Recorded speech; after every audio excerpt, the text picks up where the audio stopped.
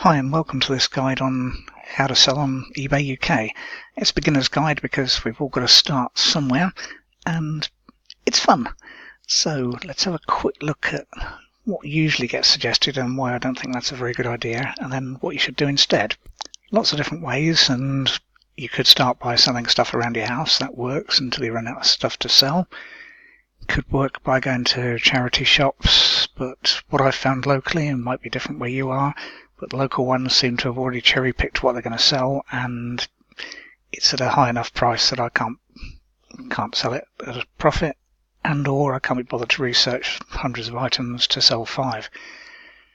And you could go car boot sales, but again I found those are sort of sub-eBay in a lot of respects. Again, you might find a gem, you might have a really good one around you, your choice on time. But what we're going to do is concentrate on buying stuff from China and reselling it here in the UK. And I say stuff because it could be absolutely anything. The range of things I'm selling is stupidly wide.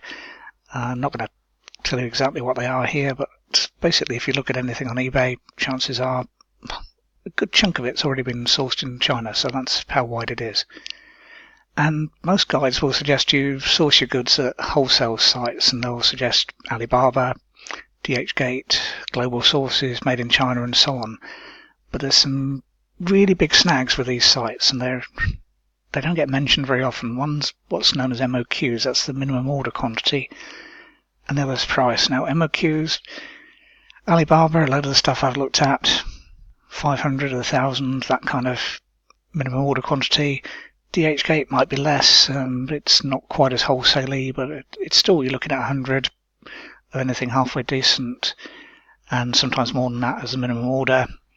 Global sources, made in China, same kind of things. And then there's the price. DHGate, actually more expensive most of the time than the site I'm going to recommend you. Alibaba, price may or may not be correct, but do you really want to buy 1,000 items at say $3 or $4 or $5 each just on the hope that you're going to be able to sell it, or would you prefer to do what I do and start smaller? So let's have a look at where I go instead. And I've used AliExpress, Alibaba, I've used DHGate, but personally I now use AliExpress for almost all my purchases. The minimum order quantity is 1, but I'll normally buy 5 or 10 or 20 of an item. And the price is often lower than sites like DHGate, at least for quantities less than 100. And I've found it typically where AliExpress is around about the 100 to 500 rate on DHGate, and sometimes even approaching the wholesale or alleged wholesale price on Alibaba. How do they do it? Absolutely no idea. Don't care. The stuff arrives. It works. So, and there's a few other things you can do, which I'm going to show you now, on how to make sure you get a decent enough product. I tend not to limit myself on what I buy, so what I'll do is type in a search term into AliExpress and then sort by orders. Now a search term could be almost anything. If I'm feeling lazy, I might do a really generic thing and just see what happens and look down the categories on the left hand side and drill down. If I've seen something that I fancy selling, I might search for that specifically. I could use Amazon's bestsellers list, I could use Amazon's wish list, I could use things like all sorts of other options. I'm on Groupon's list, and sometimes I've used that as just the inspiration of what to search for. But on AliExpress, there's a really quick wisdom of the crowds option. You just sort by orders, and it'll tell you how many orders there were. It might say 50, it might say 100, it might say thousands. And I found some really, really good products that seem to fly completely under the radar with that. And sometimes the reason it's got thousands is they've got what seems like a million variants. Other times there's only one variant. And you've got to make a little bit of allowance because certain items only sell once a year. Halloween, Christmas, whatever. Christmas is quite a long season. Halloween's a lot shorter. And sometimes there's regional differences. You might, I've looked at cutlery sets before for camping, and they seem great until you suddenly work out it's a knife, fork, spoon, and chopsticks. So maybe not. And once I've found a product I kind of like the idea of, I'll double check it isn't being sold by UK suppliers on eBay for too low a price. Now, you can click on eBay search to allegedly do just UK, but even then, it's not always the case. And what you have to do is basically drill down, look at it, and it might say UK, but then you look at and the address is Singapore or China or Hong Kong or whatever. Or it could be that the delivery time is 2 or 3 weeks' time. So you get used to that. But initially, you're thinking, okay. So you need to really find UK suppliers, because they'll pay more to get it tomorrow or next 2 or 3 days, depending on what postal option you decide to use.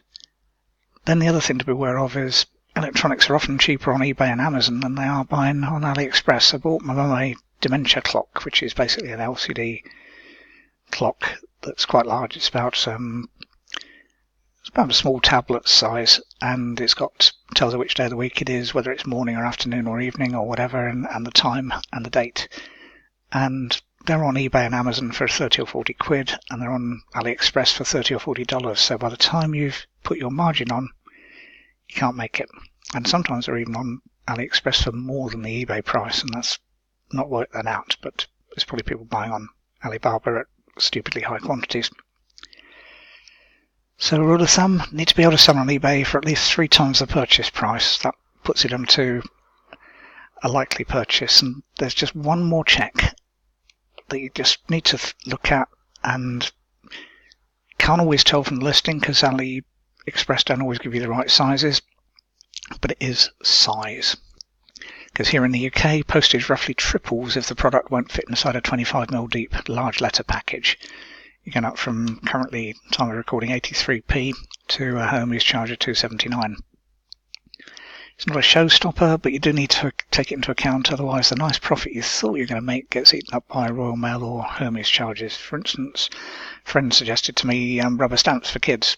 Great, they're self-inking, so they've got whatever, you can stamp an elephant or a unicorn or whatever else it is onto paper, but they're more than 25mm, which means suddenly your $1 purchase price, or whatever it happens to be, it then has £3 postage on it, or nearly £3, and you basically, it doesn't pay. That's it and all about it on that. So size is important. Once the price goes up, once you're paying $2 or $3 for a product, or $5 or whatever, you can afford the postage price, and the retail price will afford it. But below that, it's touch and go, and people get something that looks like a Poundland product, because it probably would be, but they paid £4 or £5 or more than that, because if you bought it for, say, $1, which is about 70-80p, then you spent £3 postage, you've got to be $7.99, $8.99, $9.99 for it, and it just doesn't work. Because the other thing to take account of is eBay's cut. Basically, you pay eBay plus or minus about 10% of the total price, and that includes anything you charge for postage, whether you're giving away free postage or charging extra for it. They'll still take a cut. And if you use their sponsored listings, and I recommend that you do, then that will add on top of that. Depends on the thing. I tend to go with a suggested sponsored listings price, so it can be anything from 5 to 10% of the retail price plus VAT, because that side of things, they'll tell you the X and the including VAT price. Then there's a PayPal fee as well, and rule of thumb, I just allow 15% of the retail price to cover eBay and PayPal and odds and sods. It's a good rule of thumb, although if you're selling stuff that's below about a £5, it's a bit lower. It's a bit higher than that, because PayPal charges a fixed fee plus a percentage, so it works out maybe 16-17%. But most of the time, 15% is a good rule of thumb. Then packaging. I tend to buy most packaging on eBay. That seems to work.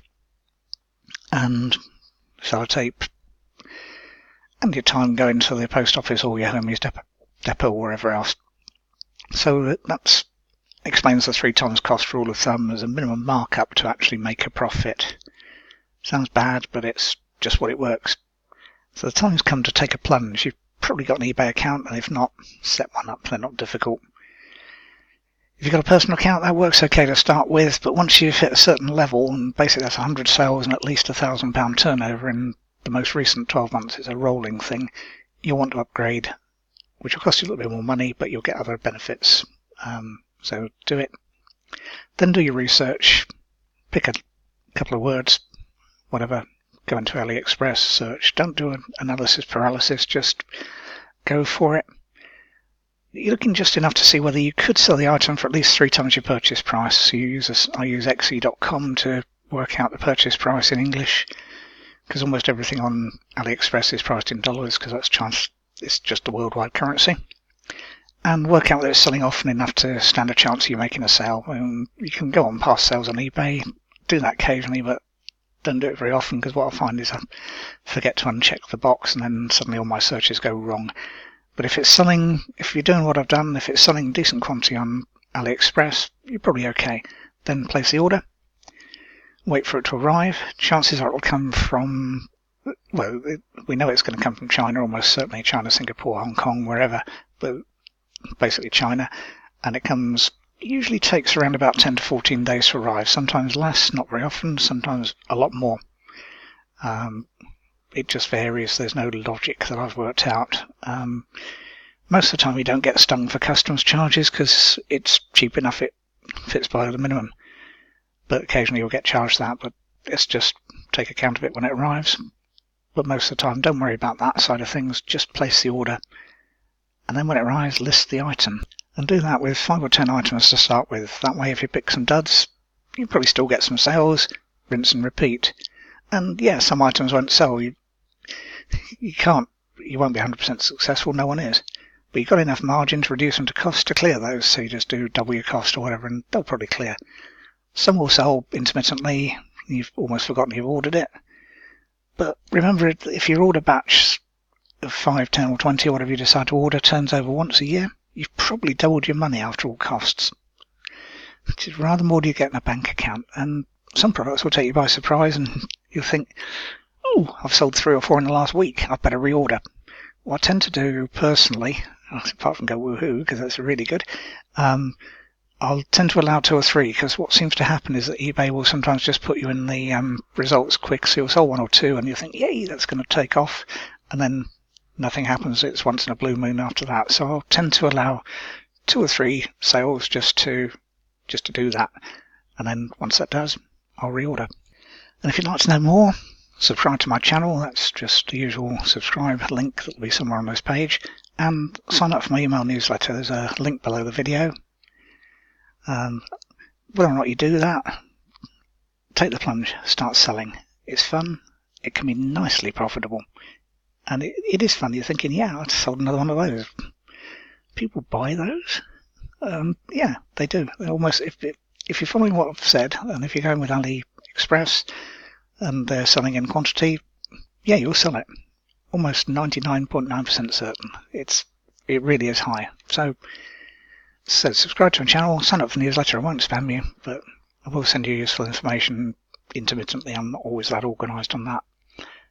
But regardless of that, take the plunge, put your orders in a couple of weeks' time you'll be able to start selling on eBay, and you'll think, why didn't I do this sooner? Okay, thanks for watching.